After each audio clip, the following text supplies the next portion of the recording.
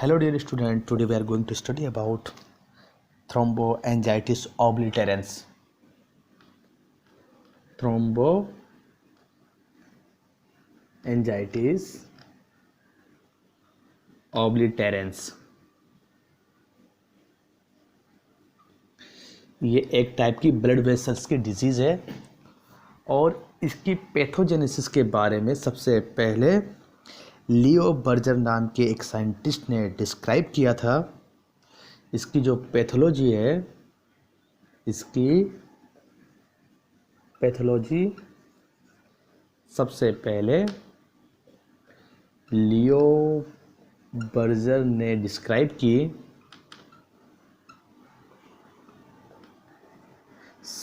इसीलिए इस डिजीज़ को हम बर्जर डिजीज़ भी कहते हैं।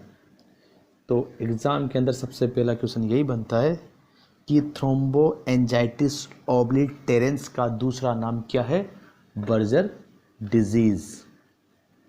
ओके, सबसे पहला क्वेश्चन, यह बर्जर डिजीज़ किसे कहते हैं? तो बर्जर डिजीज़ कहते हैं थ्रोम्बोएंजाइटिस ओब्लिटेरेंस।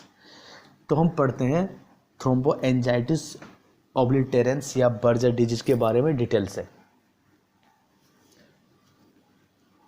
जैसा कि नेम से शो रखा है कि इसका नाम क्या है?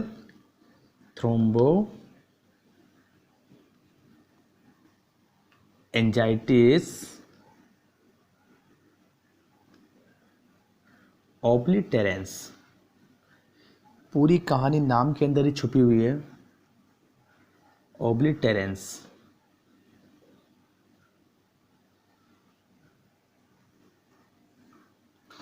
थ्रोम्बो का मतलब clot, angiitis, angiography related to angi word related to blood vessels. Itis का मतलब इन्फ्लामेशन, तो एंजाइटिस का मतलब इन्फ्लामेशन ऑफ ब्लड वेसल्स। तो क्लोटिंग की वजह से क्या हो जाता है? इन्फ्लामेशन ब्लड वेसल्स का, और इन्फ्लामेशन की वजह से जो ब्लड वेसल्स है उनमें ऑब्स्ट्रक्शन आ जाता है। ब्लड वेसल्स क्या हो जाती है? नैरो। ब्लड वेसल्स में या तो ऑब्स्ट्रक्शन आ जाता है या ब्लड वेसल्स क्या हो जाती है? नैरो। तो ऑब्स्ट्रक्शन और नैरो हो जाने को क्या बोलते हैं? ओब्लिटेरेंस। तो नाम से हो रखा है क्लॉट की वजह से इन्फ्लामेशन हो गया ब्लड वेसल्स का, और इन्फ्लामेशन की वजह से जो ब्लड वेसल्स क्या हो गई? ऑब्स्ट्रक्टिव या नैरो हो गई, और नैरो या ऑब्स्ट्रक्शन हो जाने को हम क्या बोलते हैं? ओब्लिटेरेंस। इसीलिए क्लॉट की जगह क्या लिखा आपको? थ्रोम्बो।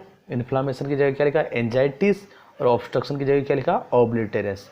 तो डिजीज का नाम क्या है? थ्रोम्बोएंजाइटिस ओब्लिटेरेंस।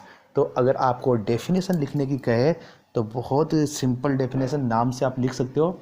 इट इज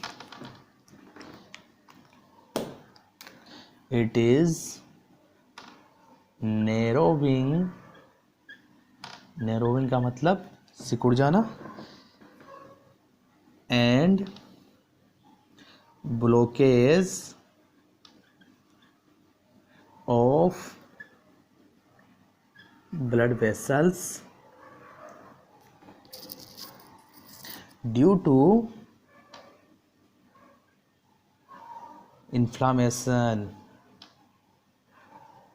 किसकी वजह से? इन्फ्लामेशन की वजह से।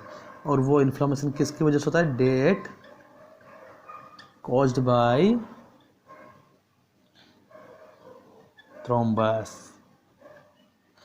तो देखो, यही तो नाम आ रहे हैं, नैरोविंग एंड ब्लॉकेज मतलब ओब्लिटेरेंस, इन्फ्लामेशन मतलब एंजाइटिस, और थ्रोम्बस का मतलब क्लॉट। तो डेफिनेशन आप यहाँ से भी बना सकते हो कि क्लॉट की वजह से इन्फ्लामेशन हो जाता है, इन्फ्लामेशन की वजह से ऑब्स्ट्रक्शन आ जाता है। इसी को हम बोलते हैं थ्रोम्बोएंजाइटिस ओब्लिटेरेंस। तो इसकी वजह से क्या क्या देखने को मिलता है? देखिए, सबसे पहले हम कोच की बात कर लेते हैं। बहुत इंपॉर्टेंट है कि most common cause of Buerger disease या थ्रोम्बोएंजाइटिस ऑब्लिटेरेंस कोज, बहुत बार आया हुआ क्वेश्चन है। Most common cause is smoking, सबसे मेन कॉज क्या है इसका? स्मोकिंग। इसके बाद बात करें हम सिम्टम्स और पैथोफिजियोलॉजी की। तो देखो क्या होगा, जब आपकी ब्लड वेसल्स जो है ऑब्स्ट्रक्ट हो जाएगी या नैरो हो जाएगी, तो उसकी वजह से ब्लड वेसल्स का ऑब्स्ट्रक्ट हो गई, ऑब्स्ट्रक्शन हो गया, रुकावट आ गई ब्लड वेसल्स में, उसकी वजह से क्या होगा, आगे के जो पार्ट हैं उनको प्रॉपर ब्लड सप्लाई नहीं हो पाएगी, और ब्लड सप्लाई नहीं होगी तो जो ऑक्सीजन की सप्लाई है वो क्या हो जाएगी, एक्सट्रीमिटी को कम हो जाएगी, डिक्रीज O2 सप्लाई। जब ऑक्सीजन की सप्लाई कम हो जाएगी तो क्या हो जाएगा, इस्चीमिया, और इस्चीमिया के बाद में आपके ऑक्सीजन की सप्लाई की वजह से साइनोसिस होने लगेगा, और साइनोसिस की वजह से वहाँ पर ऑक्सीजन की कमी आ गई तो अल्सर होने लगेगा, और अल्सर किस में चेंज हो जाएंगे लास्ट के अंदर, गैंग्रेन में। और अगर गैंग्रेन बन गया उस एक्सट्रीमिटी में तो क्या करना पड़ेगा, फिर एम्पुटेशन करना पड़ेगा। तो ये आपके पैथोजेनेसिस है, ब्लड वेसल ऑब्स्ट्रक्शन होने की वजह से ऑक्सीजन की सप्लाई कम हो गई, इच्छीमिया हो गया, साइनोसिस हो गया, साइनोसिस होने की वजह से ब्लू डिस्कलरेशन हुआ, उसके बाद अल्सर बन गया, और अल्सर किस में चेंज हो गया, आपके गैंग्रेन में चेंज हो गया। तो कॉम्प्लिकेशन क्या है इसका, गैंग्रेन हो सकता है। और क्लिनिक सिम्टम्स, क्या क्या सिम्टम्स आएंगे, ये तो था आपके पैथोजेनेसिस, पैथोफिजियोलॉजी है। अब सिम्टम्स, तो मेन सिम्टम्स है इसका, मेन सिम्टम्स या most common symptoms, intermittent claudication. Intermittent का मतलब क्या होता है, शॉर्ट टाइम के लिए बार बार, शॉर्ट टाइम ड्यूरेशन के लिए बार बार। क्लाउडिकेशन का मतलब यहाँ पर क्या होता है, पेन। तो पेन किस तरीके का होता है, देखिए इंटरमिटेंट क्लाउडिकेशन के बारे में हम थोड़ा सा डिटेल से पढ़े तो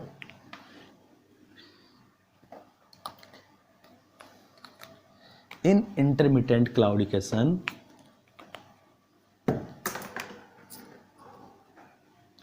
in intermittent claudication sudden cramping pain, sudden cramping pain in muscles, जहाँ कहीं पे भी बर्जर डिजीज हो रखी है या थ्रोम्बोएंजाइटिस ऑब्लिटरेंस हो रखा है, तो वहाँ पर क्या होगा, sudden cramping pain in muscles during working and relieve by rest. जैसे आप वॉकिंग करते हो तो शॉर्ट ड्यूरेशन के लिए कई बार जो है एक क्रैम्पिंग पेन होता है, इसी को हम क्या बोलते हैं, intermittent claudication. It is the most common symptoms of Buerger disease. और अनदर सिम्टम्स कौन कौन से हैं, और भी साथ में और भी सिम्टम्स यहाँ पे दिखाई देते हैं। सेकेंड सिम्टम कूल एक्सट्रीमिटी कैसी दिखाई देगी, कैसी फील होगी, कूल। वहाँ पे क्या होगी, नंबनेस, टिंगलिंग सेंसेशन, जो रेनॉल्ड डिजीज में दिखाई देते हैं सिम्टम्स वो भी दिखाई देंगे, टिंगलिंग सेंसेशन। थर्ड डिमिनिश्ड, जहाँ कहीं पे भी रेनॉल्ड डिजीज हो रखी है उसके आगे वाले पार्ट में, उस एक्सट्रीमिटी के आगे वाले पार्ट में जो है पल्स क्या हो जाएगी, कम हो जाएगी, क्योंकि ब्लड सप्लाई प्रॉपर नहीं हो पाएगी।